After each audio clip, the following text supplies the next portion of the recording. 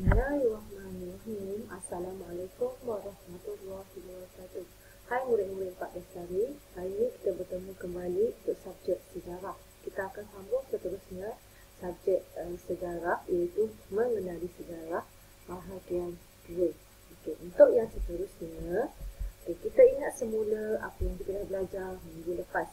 Apa pengertian sejarah? Pengertian sejarah adalah maksud sejarah. Bagi tokoh tertentu seperti Ibn Khaldun kata sejarah itu apa maksudnya?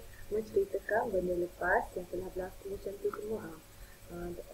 Profesor Tan Sri Dr. Ho K. Kim cakap sejarah adalah merujuk kepada peristiwa yang pernah berlaku. Itu maksudnya pengertian sejarah bagi tokoh-tokoh tertentu. Yang ni awak belajar minggu lepas.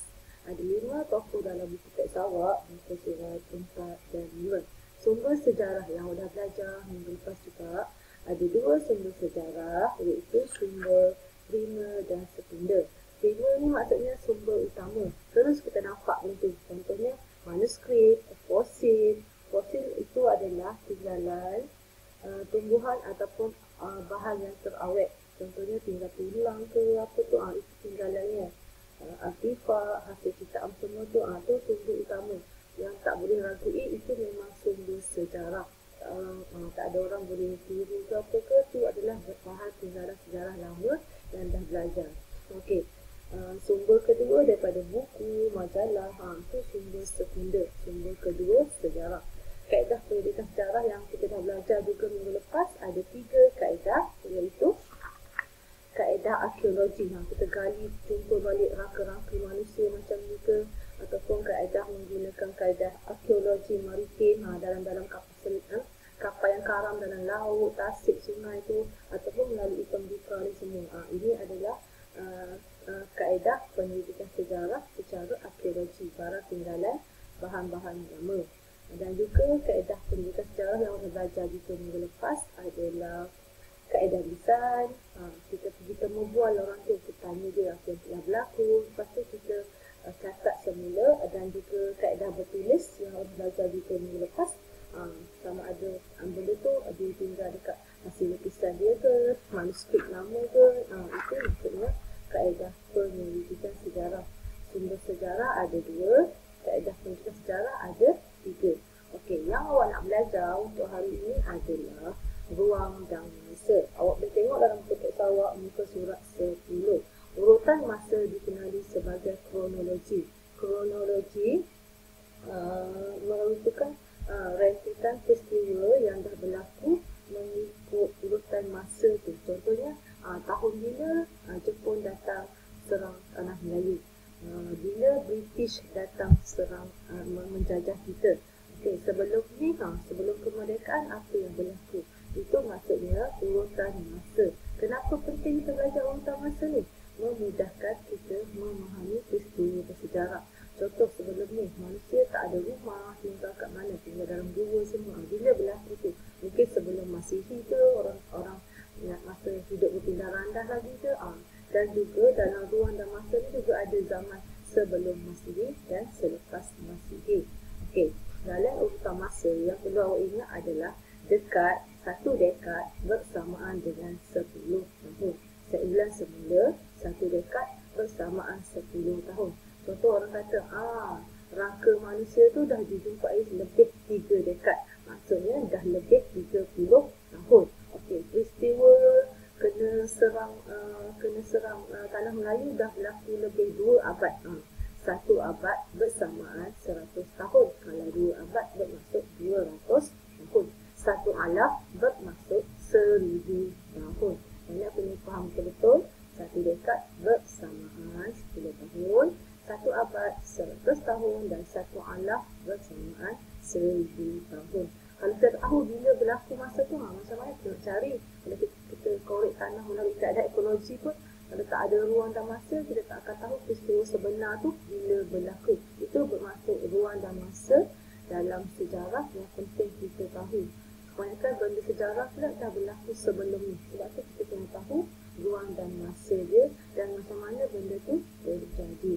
Okey, seterusnya adalah kita tengok kronologi peristiwa sekolah. sekolah sebelum ni lah, kalau tak COVID kan. Okey, awal Januari apa yang berlaku? Awal persekolahan. Okey, biasanya bulan 4 ke bulan 3 kita ada sukan sekolah. Bulan 8 kita ada sambutan kemerdekaan, dan bulan November kita ada peperiksaan, dan biasanya bulan November juga kita ada hari kecemerlangan akademik. Hari yang awak dapat nombor 1 tu semua naik pentas, itu adalah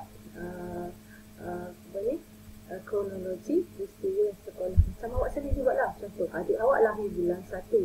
Okey, bulan 4 dia dah pandai apa?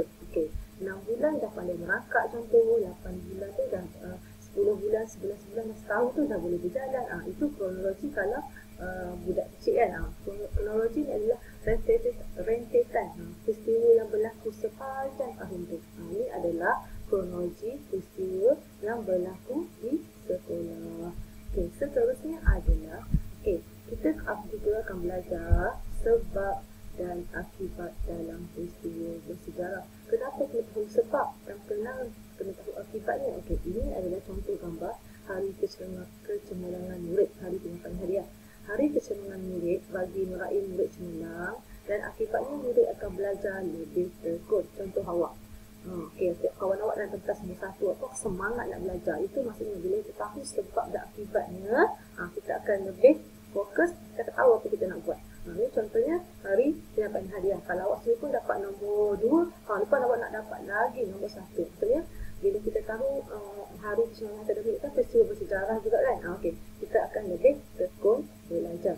Dan contoh hari lain, contoh hari sukan. Okey, kita tahun depan kalah contoh muntah desa. Tahun ni kita nak buat betul-betul. Maksudnya bila hari sukan tu dijalankan untuk mencukir bakat murid juga kan. Okey, bila akibatnya awak akan berlatih tekun kat rumah. Hari-hari pergi jogging dengan ayah supaya berenang muntah desa. Itu maksudnya sebab dan akibat.